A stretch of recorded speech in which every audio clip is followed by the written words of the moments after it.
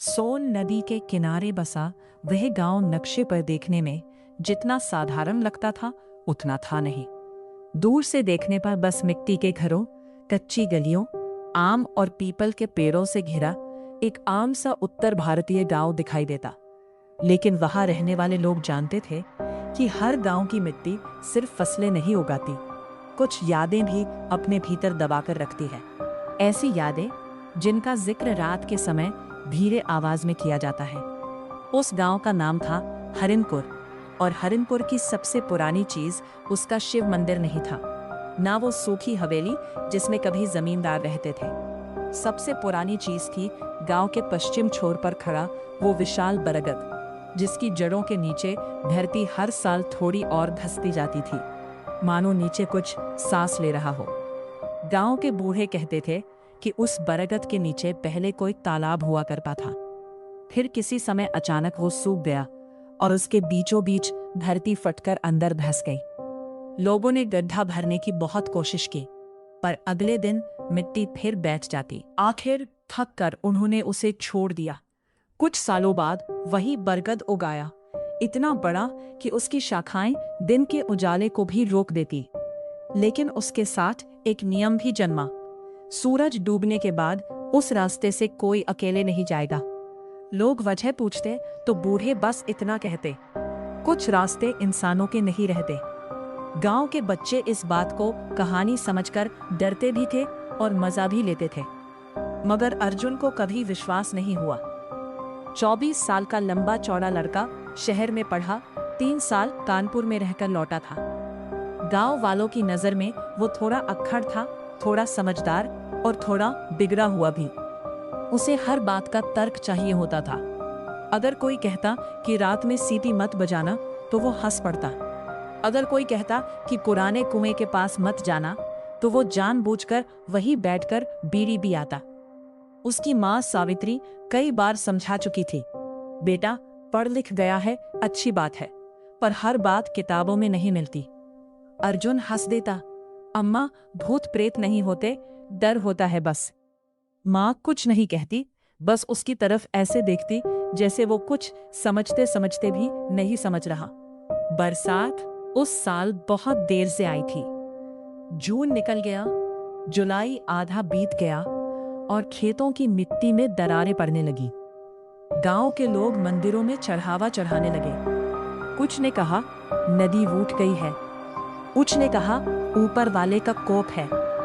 लेकिन अगस्त की शुरुआत में अचानक ऐसा पानी बरसा कि जैसे आसमान महीनों का हिसाब एक साथ चुका रहा हो। लगातार 5 दिन तक बारिश हुई। गलियां दलदल बन गईं, पेड़ों की जड़ें पानी में डूबने लगी और हवा में सीलन की एक ऐसी गंध भर गई जो सांस के भीतर जाकर अजीब बेचैनी छोड़ जाती थी। उसी दौरान अर्जुन के पिता की पुरानी बीमारी अचानक बढ़ गई। घर की हालत पहले ही ठीक नहीं थी। शहर से नौकरी छूटकर लौटा अर्जुन हर समय तनाव में रहने लगा। पिता दिन भर खाट पर पड़े खांसते रहते और माँ की आंखों में हमेशा चिंता तैरती। घर के भीतर एक ऐसी थकान बस गई थी जो किसी बीमारी से नहीं, लगातार हारते रहने से पैदा होती है।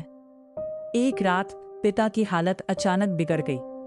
गांव का वैद्य बुलाया गया, दवा दी गई, मगर सुबह होने से पहले उनका शरीर ठंडा पड़ चुका था। घर में ऐसा सन्नाटा पसरा कि दीवारें भी भारी लगने लगी। अर्जुन पहली बार टूटा था। उसे लगता था कि वह मजबूत है, मगर पिता के जाने के बाद उसके भीतर कोई खाली जगह बन गई थी। कई रातों तक वह सो नहीं पाया। अक्सर आधी रात को उठकर बाहर आंगन में बैठ जाता और बिना वजह अंधेरे को घूरता रहता। पिता की मौत के 10वें दिन कुछ अजीब शुरू हुआ। उस रात करीब 2 बजे उसकी नींद अचानक खुल गई। बाहर तेज हवा चल रही थी। मिट्टी की दीवारों से टकराकर खिड़की चरमराती थी। अर्जुन करवट बदलने ही वाला था कि उसे आवाज सुनाई दी, किसी के खांसने की। ठीक वैसी खांसी जैसी उसके पिता को हुआ करती थी।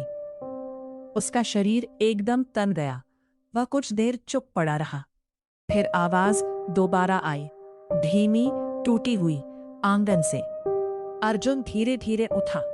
उसके भीतर एक डर था, मगर उससे बड़ा था यकीन, यह असंभव है। फिर भी उसने दरवाजा खोला। आंगन खाली था, सिर्फ बारिश के बाद की नमी और दीवारों पर चिपका अंधेरा। वह लौटने ही वाला था कि उसे लगा जैसे कोई फुसफुसाया, अर्जुन। उसकी रीढ़ में बर्फ उतर गई। आवाज बहुत पास से आई थी, इतनी पास जैसे किसी ने उसके कान के ठीक पीछे खड़े होकर कहा हो। कोई नहीं, लेकिन उसी क्षण उसे लगा कि घर के बाहर गली के मोड़ पर कोई खड़ा है। अंधेरे में एक धुंधला सा आदमी, सीधा, स्थिर। अर्जुन ने आंखें सिकोड़ कर देखा। दिल जैसे धड़कना भूल गया। वो उसके पिता थे, उसी धोती में, उसी झुके कंधों के साथ। बस चेहरा साफ दिखाई नहीं दे रहा था। और फिर उस आकृति ने धीरे से हाथ उठाया, जैसे इशारा कर रही हो, आओ। अर्जुन का गला सूख गया। उसे भागकर मां को जगाना चाहिए था, उसे अंदर जाना चाहिए था, लेकिन दुख इंसान से अक्ल छीन लेता है। वो धीरे धीरे उस आकृति की तरफ बढ़ने लगा। बारिश से भीगी मिट्टी उसके पैरों से चिपक रही थी। हवा अचानक बहुत ठंडी हो गई थी। गली के आखिर में वो आकृति मुड़ी और पश्चिम वाले रास्ते की तरफ चलने लगी, बरगद वाला रास्ता। अर्जुन एक पल को रुका। उसे बचपन की बातें याद आई। सूरज डूबने के बाद उधर मत जाना। लेकिन अगले ही पल उसने फिर पिता की खांसी सुनी और वो चल पड़ा। रास्ता कीचड़ से भरा था। दूर बिजली चमकती तो कुछ सेकंड के लिए पेड़ों की परछाया जिंदा चीजों की तरफ हिलती। बरगद अब सामने था। उसकी जड़ों के बीच पानी जमा था और वहीं उसके पिता खड़े थे, पीठ किए। अर्जुन ने कांपती आवाज में कहा, बाबूजी। आकृति धीरे धीरे मुड़ी। अर्जुन का खून जैसे जम गया। चेहरा पिता का था, लेकिन आंखें पूरी काली थीं, जैसे भीतर कुछ भी नहीं बचा। और होठों पर एक मुस्कान थी, ऐसी मुस्कान जो इंसान नहीं देता। फिर आवाज आई, वही पिता की, लेकिन भीतर कहीं और किसी चीज की खराश मिली हुई। बहुत अकेला छोड़ दिया रे। अर्जुन पीछे हट गया। उसके पैर कीचड़ में धंस गए। बरगद की जड़ों के बीच अचानक कुछ हिलने लगा, जैसे मिट्टी के नीचे कोई करवट बदल रहा हो। फिर उसने देखा, जड़ों के बीच हाथ थे, दर्जनों, कीचड़ से लथपथ, धीरे धीरे बाहर निकलते हुए। और उन हाथों के बीच चेहरों की झलक, कुछ बूढ़े, कुछ बच्चे, कुछ ऐसे जिन्हें देखकर लगता था कि वे बहुत समय पहले मर चुके हैं। अर्जुन पीछे भागा। उसने पीछे मुड़कर नहीं देखा, बस भागता रहा। घर पहुंचकर दरवाजा बंद किया। सुबह तक किसी से कुछ नहीं कहा, लेकिन अगले दिन गांव में खबर फैली। आखिरी बार उसे पश्चिम वाले रास्ते पर देखा गया था, और उसी रात से हरिणपुर में कुत्तों ने भौंकना बंद कर दिया। अगर आपको कहानी अच्छी लगी तो सब्सक्राइब कीजिए, जो हमें हौसला देगा।